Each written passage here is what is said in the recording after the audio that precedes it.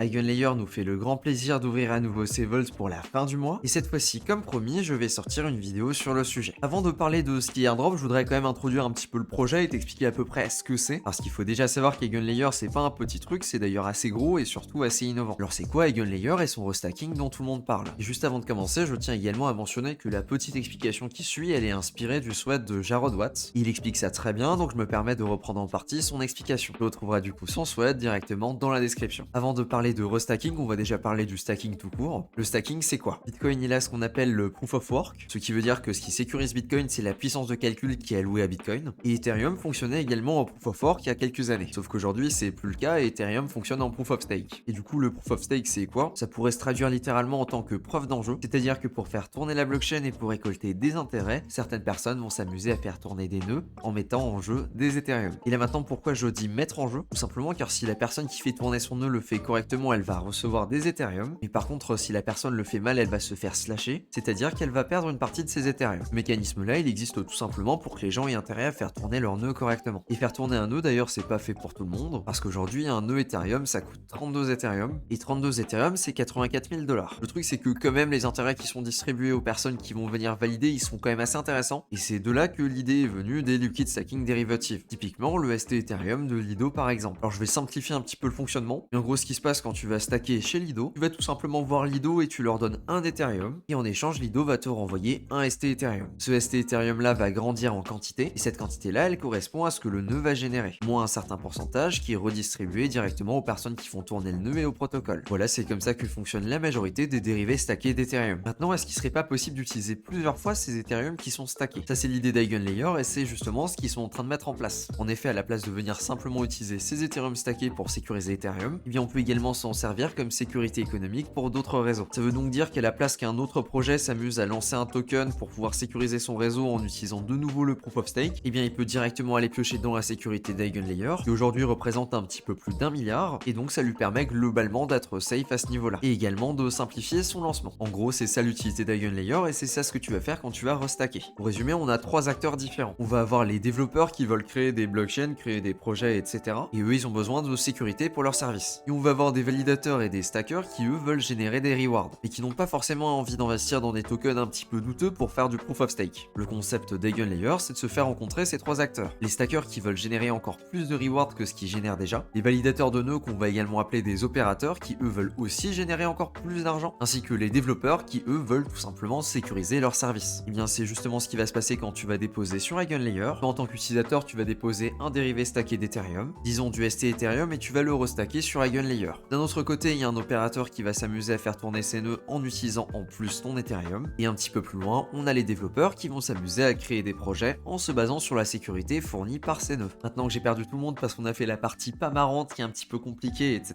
on va pouvoir regarder à quoi ça ressemble en pratique. Ce qui nous amène sur le site qui ressemble à ça. Alors on n'a pas besoin de lire à peu près tout ce qu'on peut faire dessus, tout simplement parce que je viens de te l'expliquer grossièrement. Le seul détail que j'ai oublié, c'est que ça permet de faire de la data availability, du coup un petit peu ce que fait Celestia. C'est donc parfait pour lancer des roll-ups à partir d'Eigenlayer. Tout ceci étant dit, on va enfin sauter le pas et on va cliquer sur le fameux bouton Restake. Et là on arrive sur cette page, je vais juste changer de réseau pour être sur Ethereum, parce que oui, Eigenlayer ça se passe sur Ethereum, la blockchain. Voilà à quoi ressemble la page. Ici donc tu peux voir que j'ai 0,89 Ethereum qui sont restackés. Grâce à ces Ethereum restackés, j'ai 408 points et mon ratio de points est de 0. Il devrait quand même rajouter 2-3 chiffres significatifs en plus pour nous. Du coup ici on a une première partie qui s'appelle le native restacking avec les Eigenpods. Ça c'est pour toi si tu possèdes 32 Ethereum et que tu fais déjà tourner un nœud. Et je suis quasiment sûr que c'est pas le cas, donc on va plutôt passer à la partie qui nous intéresse, qui est le liquid restacking. Ici on va donc avoir la liste des différents tokens qui peuvent être restackés. Il y en a certains que tu connais probablement comme le ST Ethereum, le SW Ethereum ou encore par exemple le CB Ethereum. Il y en a également d'autres qui sont bien moins connus comme par exemple le Anchor Ethereum ou encore l'Origin Staked Ethereum. J'ai dû les voir mentionner une ou deux fois mais pas plus que ça. À partir de cette interface là, si tu as les jetons qui vont bien et que Eigenlayer est ouvert, parce que ce n'est pas le cas actuellement, tu as juste à rentrer dans l'interface. Par exemple ici disons que j'ai du CB Ethereum et ici tu peux directement venir restacker. Tu as juste à venir rentrer la quantité, ici par exemple un Ethereum ou 100 Ethereum en fonction de qui tu es, à venir faire une première transaction pour approuver tes jetons. Le truc c'est qu'aujourd'hui les vaults sont fermés et donc c'est pas possible de restacker. Voilà, c'est écrit juste ici, Liquid Restacking Deposits on Eigenlayer are currently paused. Il y a quelques jours cependant, Eigenlayer a annoncé qu'il y aurait de nouveau une ouverture fin du mois et que cette ouverture aurait lieu entre le 29 janvier et le 2 février. Et au niveau niveau de l'horaire, ça a l'air d'être 21h heure française. Ça veut donc dire qu'on pourra à nouveau déposer sur ces volts. Et d'ailleurs, ils ont toujours travaillé comme ça, tu peux voir et juste ici avec la TVL qui fonctionne par palier. A noter que pour cette ouverture, il y aura 3 LST différents qui seront ajoutés, le Frax Ether, le Mantle Stacked Ether et le Liquid Staked Ether. Et comme pour la dernière ouverture, il y aura un cap à 200 000 Ethereum restackés sur chaque LST. Si on retourne sur le site, on peut le voir juste ici. Par exemple, pour Lido Staked Ethereum, c'est celui qui est le plus restacké. On peut dire que la TVL de celui-ci est quasiment atteinte car il y a presque 200 000 Ethereum de restackés dessus. Concernant les autres, c'est pas trop problématique et c'est pas vraiment une limite à prendre en compte. Le deuxième le plus proche, c'est le Svel Staked Ethereum, avec du coup 113 000 Ethereum restackés. Maintenant que tu as toutes ces informations, la question qui se pose, c'est quel LST tu vas restacker. Déjà Lido, on va considérer que c'est mort. Ensuite, tu as le choix entre tous les autres qui restent. De mon côté, je pense qu'il y a vraiment deux plays qui vont ressortir. Le premier qui était déjà dispo à l'ouverture précédente, c'est le Svel Staked Ethereum, qui du coup est un LST que tu peux acquérir directement sur Svel ou alors sur Uniswap. Attention cependant, il y a une petite décote qui est très légère entre ici si tu viens stacker là où tu vas recevoir 0,954 SV Ethereum par Ethereum et ici si tu vas en acheter sur le marché là où tu vas en recevoir 0,957. D'ailleurs, tu peux même en avoir encore un petit peu plus avec 0,961 si tu passes par LamaSwap. Voilà, petit tips pour toi. Maintenant, pourquoi jouer Svel? Tout simplement parce que c'est un projet qui a pas encore de token et qui a déjà annoncé son airdrop. Ici, il n'y a pas vraiment de suspense, ils l'ont déjà annoncé dans les différents blog posts. En fonction du SV Ethereum et du SV Ethereum que tu restack, tu vas générer des perles et à la fin du premier trimestre 2024, ces perles seront échangeables contre des tokens Svel. Alors je pense pas que la rate avec les tokens etc sera exceptionnelle, mais ça peut faire un petit play secondaire à Eigenlayer. Et le deuxième play qui a l'air plutôt sympathique, c'est le Mantle Stacked Ethereum, qui du coup d'après la description propose un APY qui est bien plus intéressant que la majorité des autres LST. Ici on a effectivement la mention d'un 7,2% d'APY,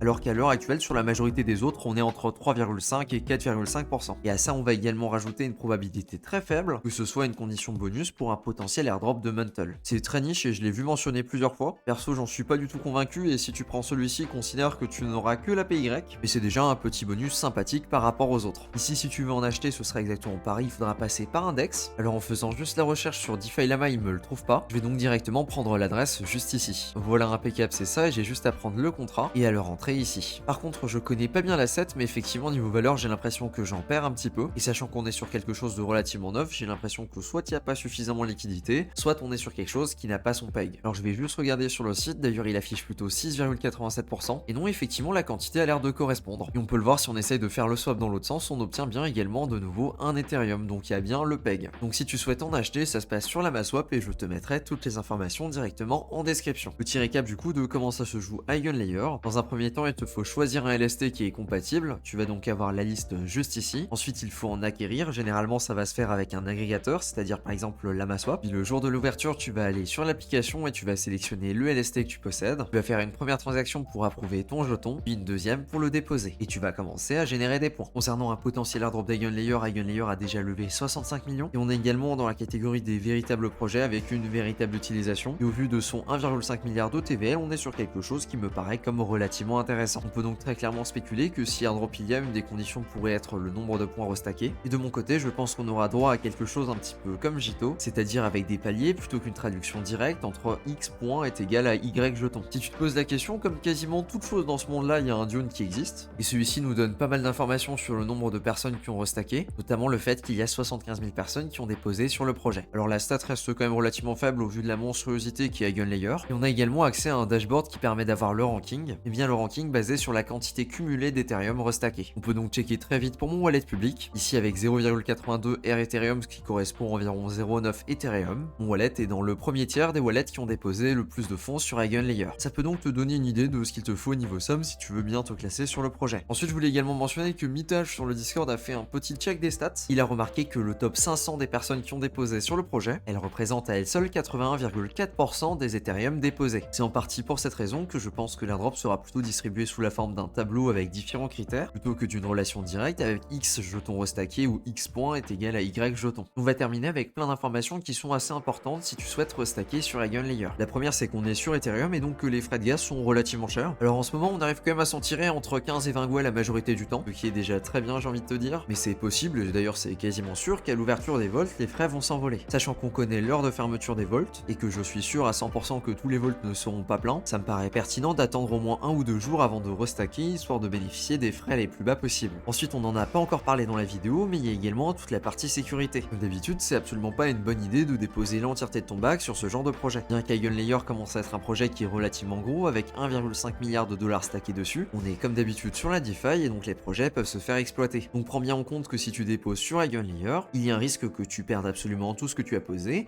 même si ce risque-là est relativement faible. Et en plus de ce risque-là sur Eigenlayer, tu vas avoir un risque qui va s'appliquer en fonction du LST que tu décides de restacker. Car effectivement, si les validateurs qui utilisent son LST font très mal leur travail, eh bien c'est possible que tes Ethereum se fassent en partie slasher. Ou alors de la même façon que sur Eigenlayer, il peut y avoir un problème de sécurité, eh bien ça peut également être le cas sur les différents LST. Prends également en compte que je tourne cette vidéo le 12 janvier et qu'il y aura peut-être d'autres stratégies qui vont émerger entre temps. Aussi à préciser, actuellement Eigenlayer ne génère pas de yield pour les restackers. À la place des intérêts, ce sont les points que tu possèdes qui augmentent. Et avant de terminer, si tu appréciais la vidéo, n'oublie pas de t'inscrire à la newsletter. C'est un mail par semaine qui fait le récap de l'actualité airdrop avec parfois des informations plutôt sympathiques. Notamment dans le mail qui tombe demain, tu connaîtras la date de l'airdrop de Dimension. Pour recevoir ce mail, c'est le premier lien directement dans la description. Voilà, je pense que j'ai tout dit et que j'ai fait un bon récap sur le sujet. Merci à toi de ton attention et sur ce, je te dis à plus pour une prochaine vidéo. Ciao!